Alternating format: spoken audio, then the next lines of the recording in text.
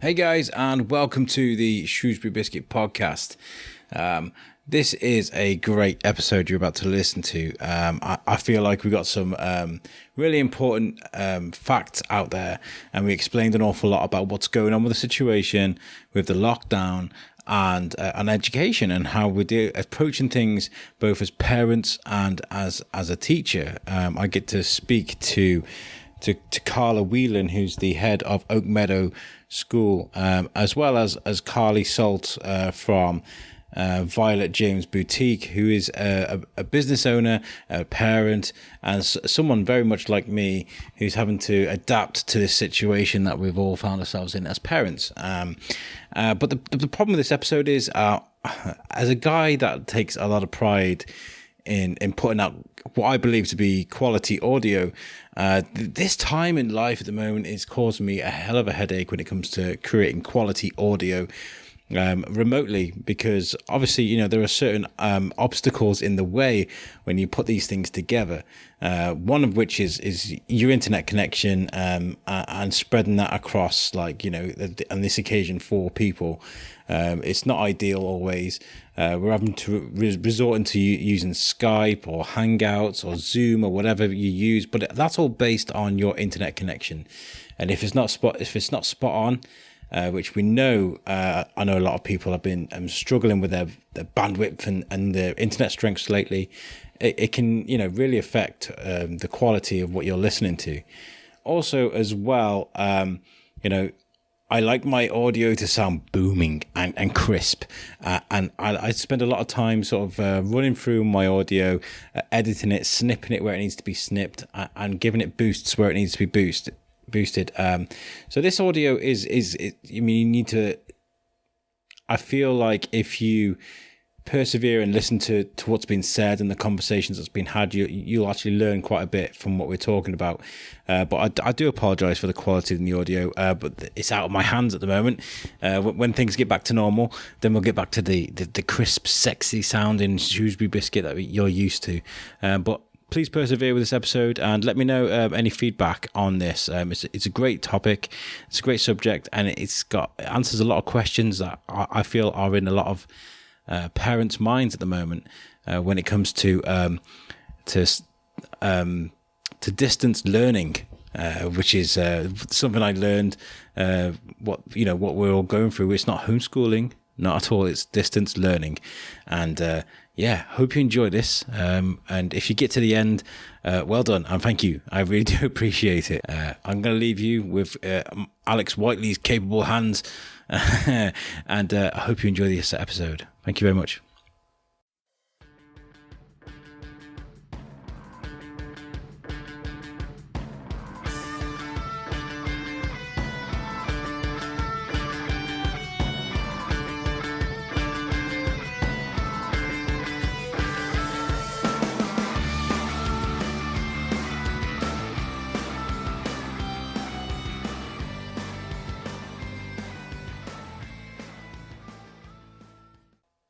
How's it going, guys? Welcome to the Shrewsbury Biscuit podcast.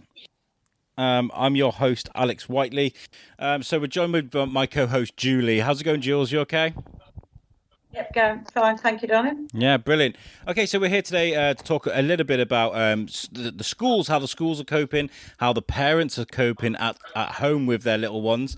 It's quite an ordeal. But before we get into it, I've got a bit of a news about the Wellbeing Festival, which we were going to be a big part of in June. And of course, with everything that's going on at the moment, there's been a lot of festivals and events that have been rescheduled. And luckily, they've had a schedule that isn't too different from what they had before. So it's the 12th of September, hopefully, with everything. Hopefully things get back to normal by then. But the Wellbeing Festival, 12th of September in the Quarry. So I'm really glad for them, guys. Thought to give them a shout out. Shout out as well goes to Luke Allen and Alexander Westwood, who were on our show last week. Luke Allen being a 15-year-old director, going out there and making things and showing people that young people, they've got it and they can do make things. I was quite proud to speak to him. And also, we've got a thing that we're doing next week, which is going to be we're doing a quarantine poetry slam. So we're encouraging people to write in things that are kind of relevant to the situation. You know, we're talking about people that are like kind of drug addicts, people that suffer with mental health issues, that are kind of trapped in a building, can't get out. If they have any poetry that kind of is similar to that. I mean, I wrote one about my Rick onesie because I'm constantly living in my Rick Sanchez onesie. So that's kind of what that is going to be. Okay, so joining with me today is Carla Whelan, who is the head teacher at Oak Meadow. Thank you for joining us. It's really good to talk to you. It's really good to talk to you. Thank you for inviting me. Oh, it's been really good. How have you guys been coping in the schools then? Because I've been interested about how everybody's just getting on and how people have adapted to this new situation that we're in. It's been mixed emotions really from a school perspective because obviously we're very much into having a human connection with the children, and so not having them on the playground every day and not having them around the school, it's a very different and difficult situation. We've tried to keep in contact through social media and online platforms because keeping that link and keeping that relationship is very much our focus at the moment. I wanted to just highlight really that a lot of people have been using the term homeschooling. Okay. And I'm really keen to reassure parents, particularly at Oak Meadow, but all parents out there really, that it's distance learning. It's not homeschooling. Homeschooling is where a parent would choose to take their child out of school and they would be planning for it and they would be doing particular learning strategies and techniques. This is distance learning. This is us throwing out stuff to parents to try and get by and do, while recognising that they are also, you know, probably working at home and having lots of things to do at home as well. So, you know, I think that term needs to change out there in the media. Really, it's distance learning. Yeah, I think it's really important that we do actually find the right terms for these things, because I guess with homeschooling, there's got to be a structure in place, right? There's got to be a structure. There's got to be. It's a lot more detailed than what we're having to do at the moment. Yeah, definitely. I mean, if you homeschool, you're choosing to take your child out of an education establishment and you're choosing to then put that routine and that structure back into your home and have some sort of program around it. This is distance learning.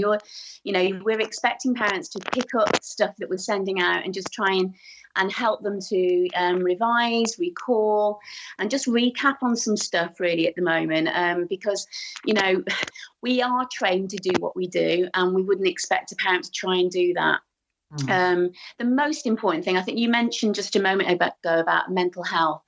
I think the most important part from my perspective is that, you know, it's a time for opportunity to reflect really about what our values are and reconnect really with things that are really important. And it's lovely to see the pictures that the children are sending in, because they're going out in their gardens and they're doing things with their parents and they're reconnecting relationships that maybe for a while we haven't had because we've been all too busy. And it's certainly from my point of view been a time where I've really just tried to stop and be still.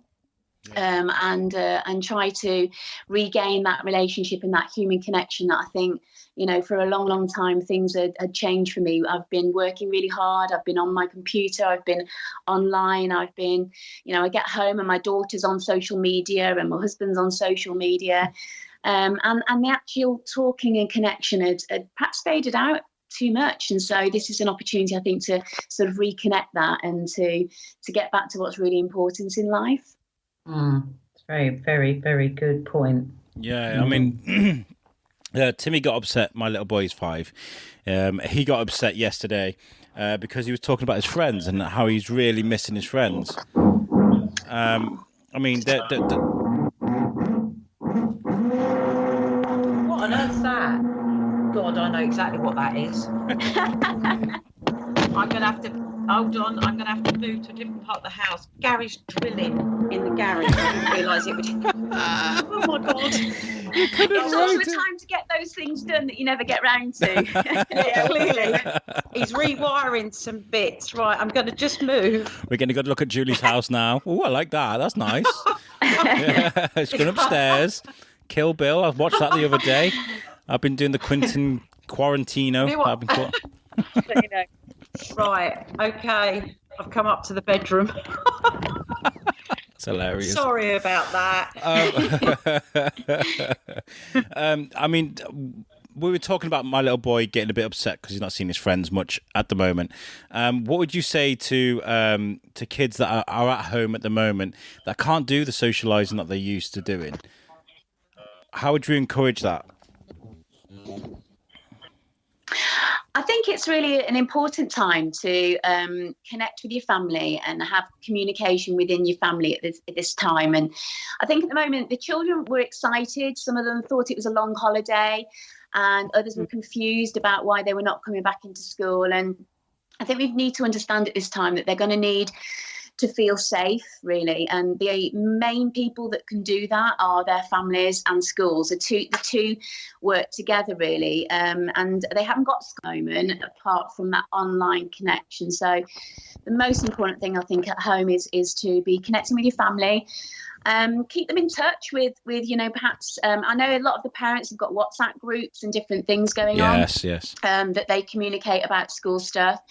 And that's a great way that you could perhaps get your children involved in conversations and just keeping in touch with their best friends. I actually know some of my parents have already done that, because I've had little messages on Seesaw to say that they've been talking to their best friends through WhatsApp and things. So I think just keeping that connection and saying hi and making sure that they know that everybody's okay and everybody's safe and that everybody's feeling all right, and that that nobody is in great danger if we just do what we're supposed to be doing and staying in our homes, really. What we found quite rewarding is teaching my little boy how the post system works. So he's got a friend, his friend Imogen in school, and he goes and he posts a letter to her, and she posts one back. And the joy of him getting a letter off someone, a friend from school. And yes, we have had the groups on WhatsApp, and they've all been chatting and showing pictures and videos of them dancing and doing great things. The parents at Whelan have been absolutely fantastic for that. So also on the line, we've got Carlie. Carlie, how are you coping at the moment with the distance learning? Better than I was a couple of weeks ago. I will admit. Was it hard to adapt? Yeah, I will admit I'm not the most maternal parent in the whole wide world. I am a business woman, and I always have been. And so when the announcement came through, I was actually at the salon. I've got a salon in the village, and that the schools were going to be closing, and I went into absolute meltdown.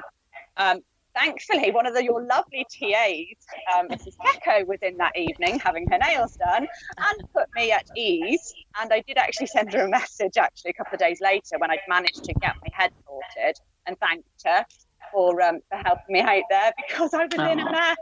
Like, I can't do. What am I going to do with these two? They're 5. Well, Finn turned 6 yesterday, and 7, and they, too much time together, they do fight, and that has been my hardest bit right now, is they are constantly fighting. But today, actually, they've been good as gold. So they both woke up in a good mood today, so I'm happy. But after kind of schooling part of it, I was like, what do I do? What do I do? I just went into complete meltdown, basically missed the whole week, the first week on our Seesaw class, because I got confused being a technophobe and thought it was just a normal Seesaw app. And I don't understand all this. So I just got my map out that we've got with these little leapfrog pens. I made a shop and gave them £1 a day, and they had to work out their change. What else did we do? Oh, then of course we were in the middle of decorating their bedroom, so they learned how to paint and decorate. So a little bit kind of different from normal schooling. But I tried to, involve them and teach them what I could with what I knew. Then got my head sorted and spoke to the teachers through the Right Class app and got started with all of Mrs. Taylor's videos that she's been doing, which are fantastic. Now I understand it all and I'm all okay. It sounds to me like you've gone through the same sort of process that I've been through, and a lot of parents as well. Is the first week or two, the novelty was great. I mean, like there was PE with Joe on YouTube. There was Kat Merrick doing a yoga on Facebook. All the kids were like, "Yes, let's do this. We're at home. We can do this." And then after week 2, it's kind of Timmy's like, he's that outright refusing to do worksheets and stuff, and I'm like, "Oh, I'm gonna ring your teacher." Really? Yeah, I'll tell her you're not doing your work. I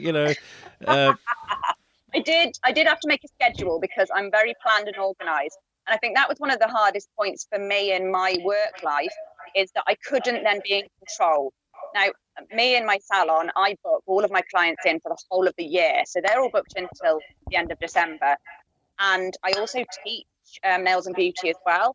So, everything just in my head wasn't adding up. And I couldn't seem to process what on earth was going to happen.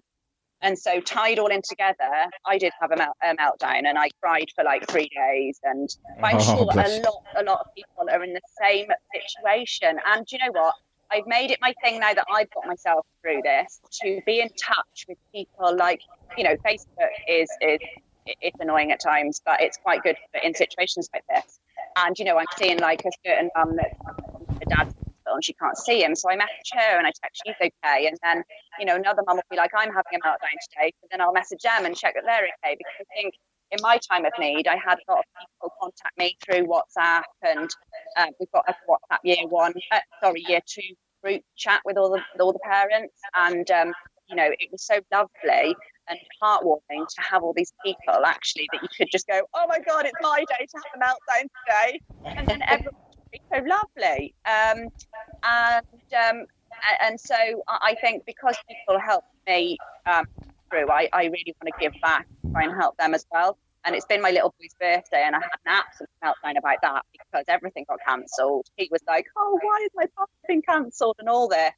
But things come good in the end, and people have sent in videos and cards. They've just popped them on the porch, and it's all getting a bit more in my head now. Yeah. Is your school open for key workers? Are you having children in at all, or? Yes, we are. Yeah, we have been open. Well, we haven't really shut in that sense. We've been open since day one with key workers, that families that are still having to go out and do their different bits and pieces. So, and that's all through Easter and during the bank holidays as well. Oh, okay. So it's as if they're not having their half term. No, we've managed to sort of rota out with the teachers and the TAs. That means that people are getting quite a lot of time out anyway. So we all decided as a collective staff that we wanted to stay open during Easter. The virus doesn't stop, does it, over Easter? No. People are still needing to go to work, and we felt it was our sort of moral duty really to stay open, and a few schools have decided to close over Easter and over bank holiday. That's their choice. I just felt that it was a really important time to show our support for the community. Schools are supposed to be the centre of those and the hub of those, and whatever we can do really. We put letters out to all of our children last week. I sent them a letter in the post. I love what you said about the post, because I think they're not in connection with things like that. Today's children, they don't understand the sort of Royal Mail post, and so I wrote postcards and letters to all the children in the first week to send out this week, so as that they could receive something in the post. Oh, brilliant! They absolutely love them, and they love seeing your videos that you do as well on Twitter and stuff. Yeah, it's just I've had so many lovely emails off parents to say, it's really lovely to see my ugly mug up on Twitter, and and I think it's been for me a time to realise that sometimes in my job you can feel like everybody's against you, everybody's sort of wants to argue with you. You get the negatives a lot. Yeah. And if anything positive can come out of this very deep, dark situation is, I think that it's made me realise that actually 98% of the community are really supportive to the school. And I do get those emails of negativity. We don't necessarily say enough of the positive things. And so I'm going to the shops now and I'm smiling and I'm saying thank you to everybody. I'm greeting people and I'm making sure that I'm letting people know when I really appreciate them, because it made me realise that actually I don't do that enough myself. And I think as a nation, we don't do that enough. And I think I'm going to go back when we do get the children back in. Some of my key assemblies are going to be about, making sure that when we've got things that are negative to say, they do need to be said, and we do need that feedback. But it's also really important to write in to people and to say to people when they're doing a good job too. Yeah, I Amen, sister. Amen. I think we need a lot of that, because I think I mean, as a nation, as far as the press is concerned, like it's all negative. That's all we see, and it seems to be on social media. All we're doing is whining about the people queuing up at Asda, the people buying the toilet rolls, and the people out partying. Yeah. So I think, I'm feeling very strong and passionate about that at the moment. I've had a bit of a rant actually on LinkedIn this morning with somebody, because from my point of view, the media is being very irresponsible at this moment in time. Yeah. I think that it's sharing fake news, it's sharing information that's incorrect. Yeah. It's making parents feel even more stressed and anxious. And lots of people more stressed and anxious. And actually, no, schools won't be coming back after Easter. Yeah. We will still be in lockdown. We will come back when we are safe, because that's the key word in this. It has to be safe, not only for the children, but for the community. It's not just about children at school, it's about the staff, and it's also about the parents. And the community needs to be safe. And so it may well be that children don't get it as much or get it as hard, but they still have parents bringing them into school every day. And so to place out in the media at the moment that schools might be coming back after Easter, I think is just really irresponsible. I don't know why they're doing that. People need to use the right channels. I think the press, they use that language and they use that behaviour to literally just to make money. And so I think the Sun is down by something like 60% or something like that. I think that's not an exact figure, probably fake news, but they are down in sales. So they use that to try and make money to sell papers, which is very irresponsible. It's quite ridiculous, actually. I mean, I wonder if any of these journalists have actually ever been into a school, because, we're dealing with snot, we're dealing with blood, we're dealing with tears, we're dealing with sweat. We're dealing with children that lick glue sticks, telling Jimmy not to bite on his jumper, telling George not to lick the window, those sorts of things. Social distancing is not something that particularly is, something that we're going to be able to implement really effectively. And I wonder if some of these journalists have ever actually had to deal with, like, somebody getting their, trouser legs stuck in their trousers because they forgot to take their shoes off during PE. Social 2 meters, trying to instruct a child to take their trousers off effectively isn't going to work. So, I think they need to perhaps talk to people that are actually at a school on how social distancing can work, but only when we're at a point when we can start to think about that properly. Yeah. Do you think that reflects on sort of the local press as well? Have you been seeing a lot of that with the Star and things like that, for example? Yeah, I think, I mean, it's mainly what I've seen is a national press, to be honest. Yeah. I think the local press have tried to keep local stories and actually been a bit more positive and supportive. But definitely the national press, they do need to get a grip, really. Yeah, I think that some of the pictures that they put out are creative use of camera angles, where they will put pictures out. And a friend of mine is a photographer and had actually put some pictures up showing people out walking in a field. There's people he knows his area, and he said they are well away from each other. But I'm going to take a picture and show you how easy it is to make it look like they're next to each other. And it's just by the use of camera angles. And so there's a lot of that, which I think is feeding. And, this whole, social media is good for some things, absolutely. But it's winding too many people up at the moment. Yeah. And I think people that are lucky that have got houses that have got gardens or even a bit of a balcony probably aren't taking into account people that are in apartments and flats. Yeah, I feel for them. And have nowhere to go except out in that little communal area where everybody else in that set of apartments and flats has got to go. So that's very much our living situation. Yeah, go on. Sorry. Sorry, no, we're so lucky because we've got a good garden, and the kids can literally like cycle round and around the house, and they've got like a climbing frame thing and things like that, and where we are lucky in that sense. And I do feel for the people that haven't got that right now, stuck indoors. It must be really, really hard. And we're in a little cul-de-sac, and we've got elderly neighbours. They're all elderly in the street, and they all stand back on their little doorsteps, and our two will go up and down like crazy on their bikes and give them a bit of entertainment at the same time. Need any shopping. And it's really caring, actually. Erin specifically, she's like, "Oh, Mummy, do they need checking on? Do we need to ask if they need anything from the shop?" And it's making them actually realise. And this is what I thought of this from what we were just talking about. I try not to read too much into the social media type of stuff if I can help it, because some of it I think, wow. But I'm trying to concentrate on making the kids understand that everything is going to be okay. And Erin does get a little bit sometimes, and she's like, "Mummy, what's going to happen if you get it?" And I'm like, it'll be fine. And then I'll change the subject. And like one of the little old dears from down the road would like the kids to make her a rainbow to put her up in her window, and so we're going to paint them this afternoon. And it's just positivity and helping people out, and it's nice to see the kids are actually learning from that. So as much as I might not be able to teach them stuff that needs to be taught, like, in a school environment, I'm trying to teach them to think about things in another perspective and learn things of the world. And that's an interesting point, actually. Like, Carla, how sort of honest do we need to be with the children?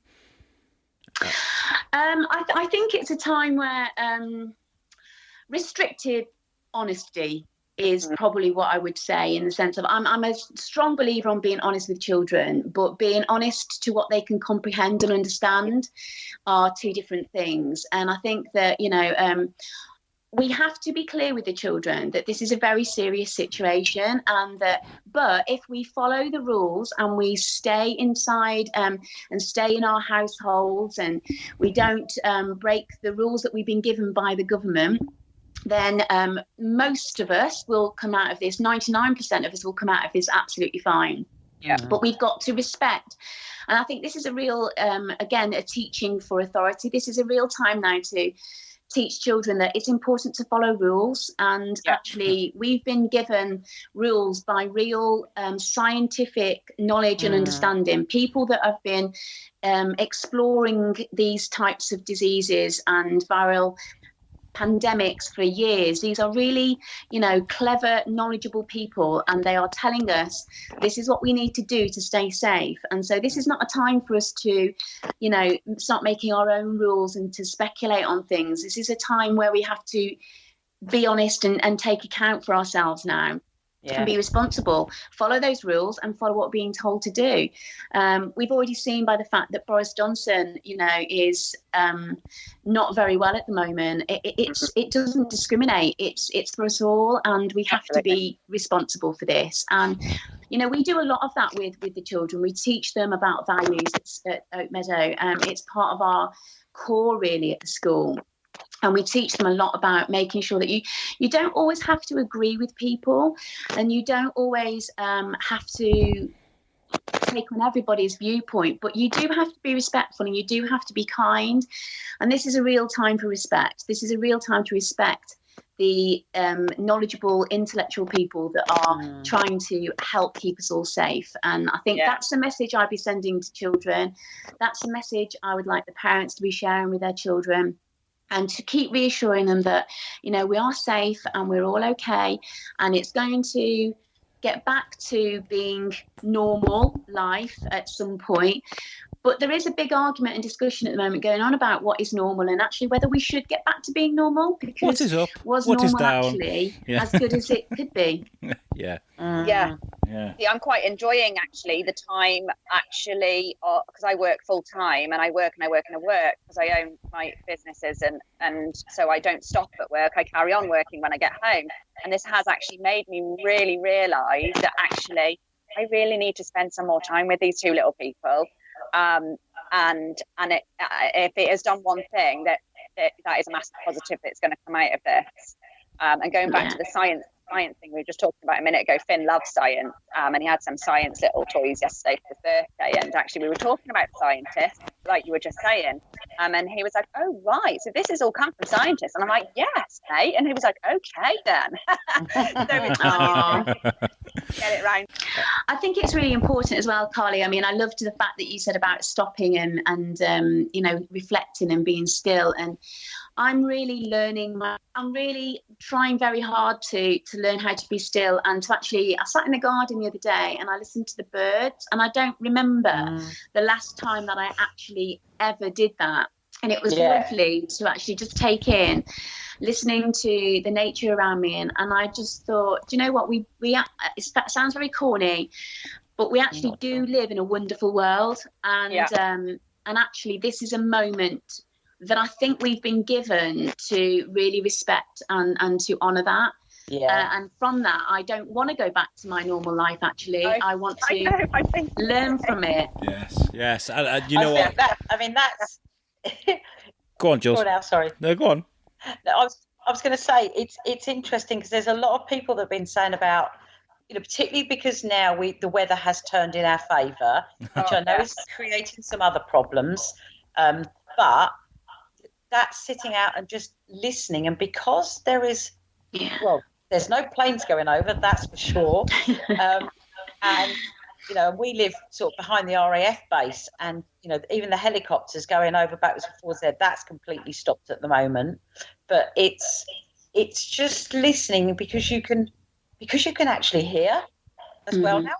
After the kids are in bed, maybe. Well, yeah. But that's probably a good thing to get them out in the garden and just, that could be something. I haven't got kids, but I know it's something that I've done before with my nieces and nephews, is just lay down, close your eyes, listen, and let's all just listen and count with our fingers how many different animals or creatures we can hear. And let's do this for about 5 or 10 minutes. And then when we stop being silent, let's talk about what we heard.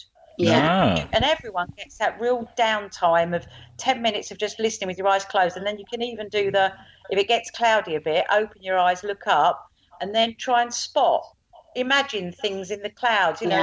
We can always create a picture out of a cloud. I sent out a video to our little ladybirds in nursery last week to do just that. I asked them to go out into their garden and to try and listen and try and recognise some of the things that they could hear. And I had some lovely messages back on Seesaw telling me all the things that they could hear when they went out into the garden.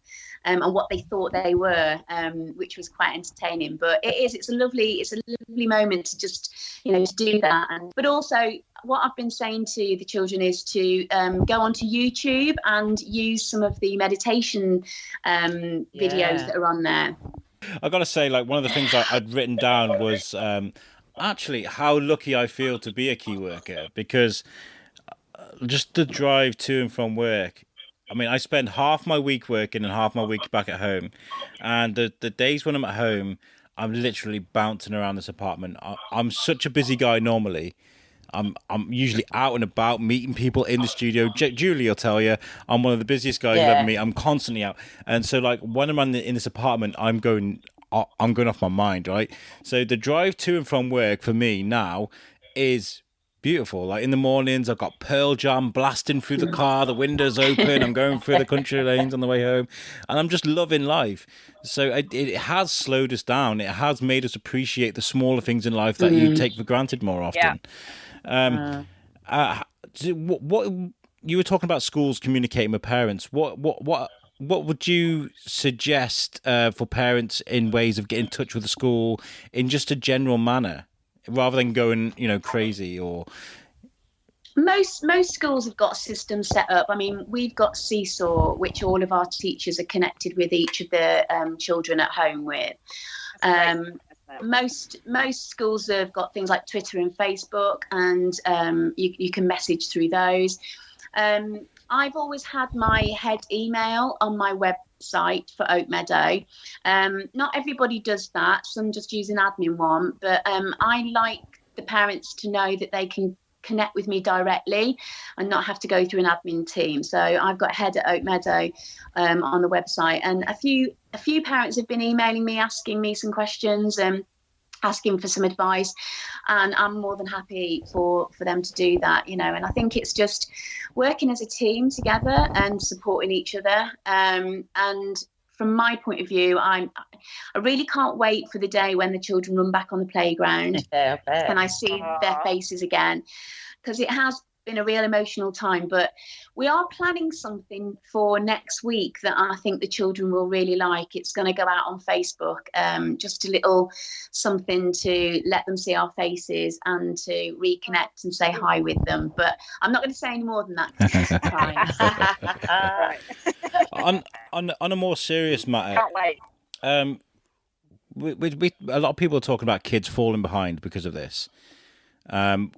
What would you say about? I mean, there's two parts to this question. One is kids falling behind, and how do we stop that? And the other part is the SATs. What are you guys doing about the exams, things like that? Okay. What are they falling behind in? Well, this is what I want to discuss. Is I want to kind of clear up the facts that that would be my question, really. We can catch up with the academic learning over a period of time. I've got no worries in regard to that at all. Okay. We've got lots of strategies and interventions and systems in place in school that, in terms of their academic learning, their subject-based learning, we will be able to retrace that, recall that, and get that back into the system ASAP. And actually, I think the people that question that need to have a look at what could they be learning that's bigger and wider than those things. Yeah. And that's about life skills. And that's about, there is nothing better than to be kitting the children up with the skills like resilience and positivity, being kind, looking out, and actually asking them, after this, what can we all give back? Because I know myself that I take from this world. I'll be the first to admit. I go to work, I earn my money, I like to go on my holidays, I think about me, I think about my family in quite a selfish way sometimes. So for me, I'm thinking less like that now and thinking about being more selfless when I get back into the swing of things again. And what can I give back to people? What can I do for people? And I think teaching children those skills at this time is crucial. And that's what I would say is the most important thing, because the academic stuff, don't worry about that, parents. We've got that. We're skilled, we're trained, we've got lots of things in place. We can handle that. The SATs, they had no value to me anyway.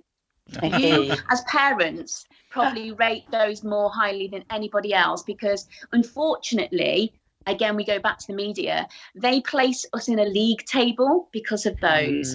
And so parents look at that league table and they judge the school based on those results. What we've got to remember is it's a 45-minute test of a child's life in school, which is completely, in my view, wrong. And so we don't plan towards the SATs at all in year 6. We teach the children in year 6, and then towards the test we will teach them how it is to sit a test, because actually sitting a test is different from learning. And we do some work around that mainly because I don't want the children to be anxious about doing them, not because I want to try and get the best results for them. I don't want them to be anxious about doing them, but what I value is my parents saying to me that their child has left at the end of year 6 confident and able to go to the next stage in the journey in secondary school, feeling confident and feeling good about learning, but also most importantly with a love of learning. And if parents are saying that to me, then that outweighs from any SATs and any test and any numerical thing that you can have on a piece of paper from my point of view. I really like that. I really like that because I did see someone posting it was something on Facebook. I'm not one of these guys that learn things off Facebook, by the way, but I just liked it. It was something about going back to what you were saying about kids learning to care more. And being a bit more affectionate and spending more time with the families, and like we just discussed, slowing down and taking, that is actually going to help them more than if they were at school and being attached to the rat race and stuff. Yeah. After the first week of me trying to work by this massive schedule that I decided to write out because I needed a plan in my life, I've now come to the realisation that, do you know what, we're just going to sit first thing in the morning and just do one little thing off the seesaw class, and then carry on our day and try and include things like my husband does cooking, and he'll do it. I'm so lucky. He will do it with the children. He'll get them involved and get them, so I like the fact that they're learning things like that as well. Like this afternoon, I've just been contacted by Bluebird Care on the village, and they need some plastic aprons. So we're going to go on our exercise this afternoon. We're going to bike past my salon, and Erin is very, very up for looking to see if we can find them some aprons and dropping them off, so that they've got more protective equipment against what they need right now as well. And she's all for that, and it's so lovely to see it. She's really excited to be going out and helping. It's so difficult for me not to have physical, still have that word, but I'm a very tactile person.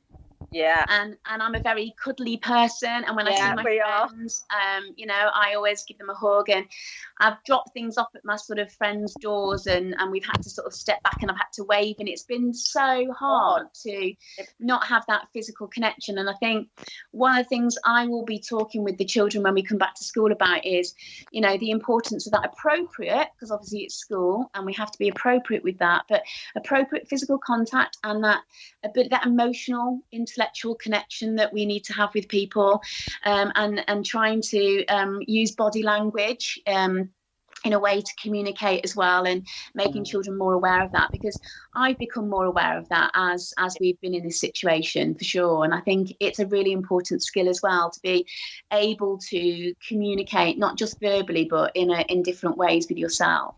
I never thought we'd live in a time where Spock's "live long and prosper" would be the best way to communicate with someone. It's a great way of.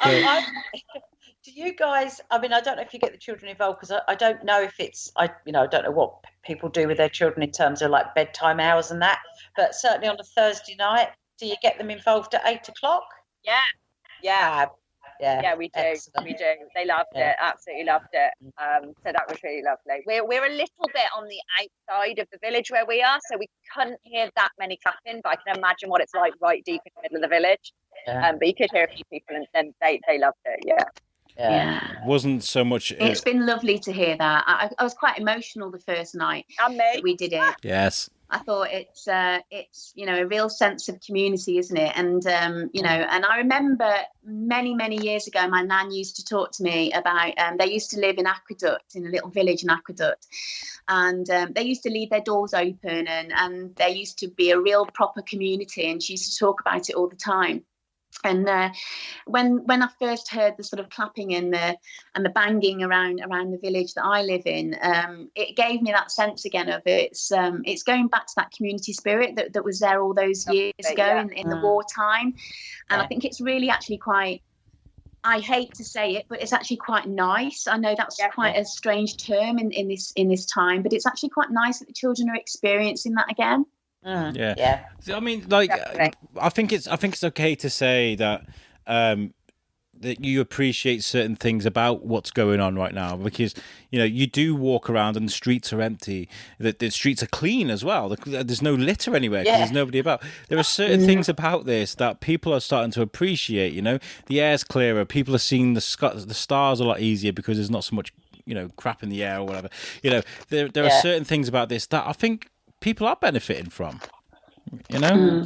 And the sense of family's definitely come back in certain regards. I mean, every time I come in from work, like more than usual, Timmy, my boy, is so happy to see me, you know. And I just really appreciate that. I mean, when things go back to normal, what would you say about how we do things, especially when it comes to kids in school?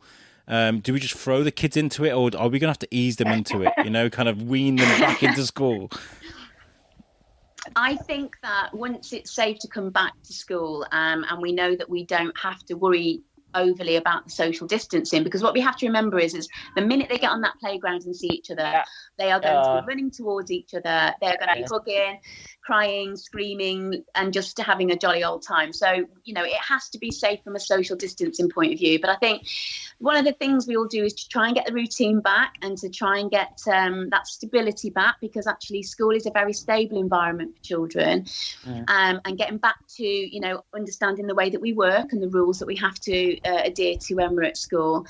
And then to really plan a massive community party, because I promised the children, and I keep to my promises, I promised the children that we would have a big party at the end of all of this. And so that's going to be one of my main focuses when we get back, is making sure we have a big community party that's open to everybody that wants to come along, and lots of exciting things going on, lots of bands and lots of music and lots of fun, and just re-establish that sense of pride in the community and that positivity, and just giving back some love, really. I think it's taught me that I need to appreciate more, and I need to remember that everybody needs to give, and so that's what we're going to give as a school back to the community.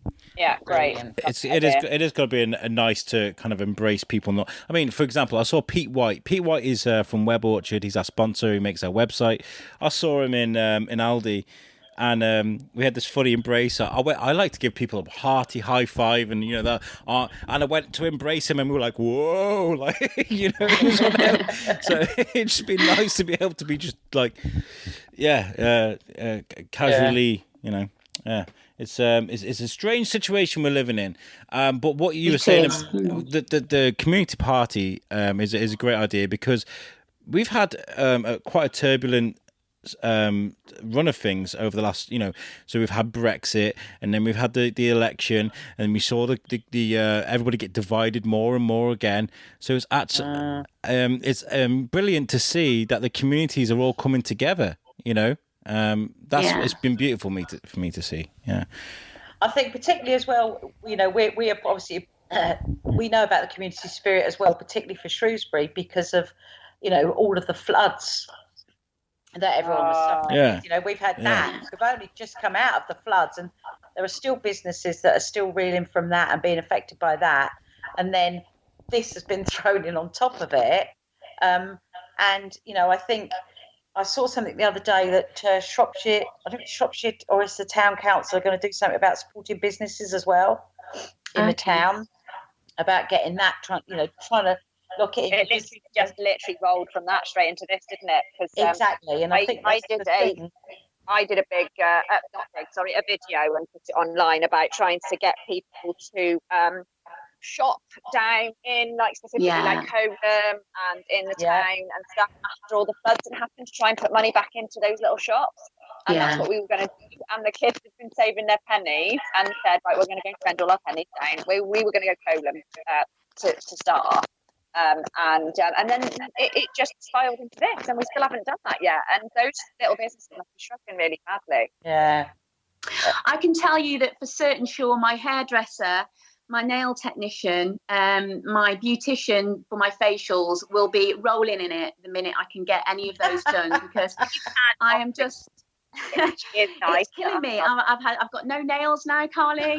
I've got my roots coming through. My face is a mess. It's just I can't wait to start pumping my money back into those. I think that's the good thing, isn't it? Is that it is, you know, where businesses are having to shut down at the moment, and you know, like you say, Carly, yourself, you've got your own business, you've got your staff to consider, you've got your customers that I know what you're like with your planning. You plan so far in advance. then you're thrust at home, and but I think it is that, the light at the end of the tunnel for businesses like yourselves is people will be flocking to you in your droves. Oh yeah. And it's like, it's like now, isn't it? People trying to get delivery slots. Mm. The whole change around of the dynamics of, people that have had to give up businesses but go and do something different. Yeah. If I didn't have the kid, then possibly that would have been an option for me to go and do that. And I think they're in 6 and 7. I can't really leave them to. No, and I think that's the thing is you've got parents now that are having the opportunity to be at home with their children and do different things with them.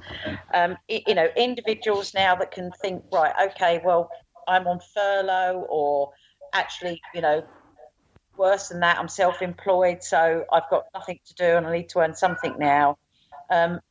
People are going from, what somebody could have been a sales executive, and suddenly now a delivery driver for one of the supermarket chains. I mean, look at they're earning.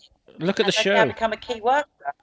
Look at the podcast. I mean, the podcast was about to go boom. We had live events. Yeah. We've been getting sponsors in, and we were doing so well. And then everything just kind of stopped. It affected everybody throughout the whole world, But there are people that are being positive. I mean, if nobody follows them, I suggest you go to Bloom, which is Bloom Studios in Colham. Kerry at Bloom is actually doing some activities that you can do with social media and online, and there's lots of people doing these initiatives where people can be busy and do things, take part as a community, but online, and that's a beautiful thing. It's a beautiful thing. The other day I felt like I wanted to give back again, and obviously I do nails and beauty, so what I did was I created 2 online nail art courses, and I based one around blue and white for the NHS, I based one around rainbows, and then I put them both out in private groups on Facebook, and then invited people to basically pay a £10 donation to crowdfunding that's been put up for the NHS and PPE, because that's where I felt really strongly about at the moment. And so I wanted people to donate to that, send me a screenshot of their payment, and then I add them to this group. So basically they're getting a group course that would be worth like £40 for their £10 donation to the NHS PPE. Brilliant. So, nice. Yeah. Fantastic. Everyone doing a little bit, just all help. Yeah, well, exactly. I tell you, I won't be running to no beautician or nail therapist when I get out of here. I cut my own hair today. I mean, I'm very self-sufficient. I'm not sure whether Martin and Finn are going to really want me to hack their hair. I have seen some great hair cutting clips. Yeah, there's a lot of Mohicans. Finn might end up with Mohican yet, but I don't think. I think I'm going to have to be a bit relaxed with rules when we get back to school. Maybe I might have some pink and blue hairs coming in, but hey ho. Oh, brilliant. God. Julie, have you got anything to add before we go? Have you got any questions that are burning inside? Get it out. No, I as I say, I don't have kids, but I was really conscious about seeing, and obviously, the village we are, again, is quite small. So there's there's a lot of young children that are sort of wandering around with their parents walking. And it is a village where a lot of parents obviously do go to work. And the little village school did have to close. And I don't think they've reopened. And our little local nursery that was based out of the village hall, they lost their funding completely and have shut permanently. I know. So I just thought, everything's gone topsy-turvy. And that's when I said to Al about, why don't we get some people on that can give us these different perspectives of, a parent thrust into the scenario of now having to pick up distance learning topics, and, the school's perspective on actually, and that's really good, Carla, that you said about, that pressure off of parents for the whole academic side of it. Yeah, definitely. I think that's a really good shout, because if you guys, pick up on it and let the parents focus on those other life skill things. Absolutely. Yeah. I think all parents, the key thing, as I said at the very beginning, it's distance learning. You're not homeschooling. Yeah. And those are different things. And, if you're getting pressured and stressed about it, that's really not going to help your home environment at the moment. So, and the catch up, leave it to us. We'll be fine. Yeah. to begin with, I was stressing about it, thinking I've got to do this. But everything I've sent, Mrs. Kirby and yourself, and Miss Davis have all been like, listen, don't panic, don't worry, it's okay, you don't have to, and I've been reassured. Yeah. You guys have been great. You guys have been really good. I've really enjoyed, like Julie said, getting the two perspectives of things. Carlie, do you want to give your business a shout out? Let people know kind of who you are, and just for when things get back to normal. So our salon, I have it with my mum, is Violet James Boutique in Basin Hill, on Broad Oak Crescent, and we do hair and nails and beauty. And then I also do teaching as well, teaching of nails and beauty, which I do based at the salon there. So it would be great to obviously have everyone's support once we're back open, the other side of things. And you were saying people were buying vouchers off you and stuff as well, weren't you? That's quite. Yes, they were. Yeah, they've been really supportive, and they were buying vouchers, like for Mother's Day, saying, "Listen, can I get my wife a voucher so she can use it the other side of all this, just to put a little bit of money into the local business." I've had offerings of our regular clients saying, "Listen, can we pay you money now for later?" I mean, thankfully, we are getting the grant. The government grant, so that is going to help. Our landlord's been very, very supportive of us as well. Oh, that's great. So that's good. Yeah, it is really good. And like together in the beginning, when everybody was in such a predicament, and it was all new to everybody, and our girls that work in the salon with us were like, whatever we can do, don't worry, we'll do this together. And it was just so lovely. Community spirit all the way with everybody. I think feeling everybody's love from everybody at the moment, isn't it? Yeah, totally. Yeah. Brilliant. Vouchers are a good idea. That I did see something about that, supporting local businesses by buying vouchers for when things are better, or ordering online or whatever. I mean, I'm not in your suit. Can you do my nails online for me, please, darling? That doesn't quite work. The thing at the beginning, putting through the letterbox. That was what. Yeah. It's always precious. Carla, before you go, do you want to give a shout out to people that have been particularly supportive in your area? Anybody that you feel deserves a shout out on the show to say thank you? Well, the main people that I would just like to say thank you to is the community, really. The parents have been amazing. They've been really understanding, and even in the first couple of days when we were trying to organise the shutdown, and I could see that people were stressed and irate, they were very understanding. We tried to get information out there as quickly as possible as well. But also the Oak Meadow staff team, they've been incredible. They, when I said to them, you don't have to do this, I don't mind opening the school every day myself, they were like, whatever you want us to do, we're there, we're doing it, we're a team, and this isn't about one person, this is about us all. And then the children also have been brilliant, because they've been working at home and they've been getting the job done at home, because they know that's what we expect of them, and to keep that little bit of routine and keep that little bit of learning going. So it's just the whole community, really. It's just been absolutely phenomenal, and I just feel very grateful actually to be a head teacher at the moment at Oak Meadow. Fantastic, beautiful, brilliant. Really beautiful. Well, guys, this has been a great opportunity for us to talk about education and distance learning that we've all learned today. It's not homeschooling. It's actually been really good. Well done, Julie, for getting this together. Thank you. No, pleasure. Yeah, it's been great. Guys, make sure you check out our website. We are www.theshrewsburybiscuitpodcast.co.uk. It's lovingly made for us by our friends at Web Orchard, and you can listen to our audio directly from that website. Thank you, ladies, for joining me today. It's been an absolute pleasure. Thank you. Thank you very much. Thank you very much, guys, and peace out.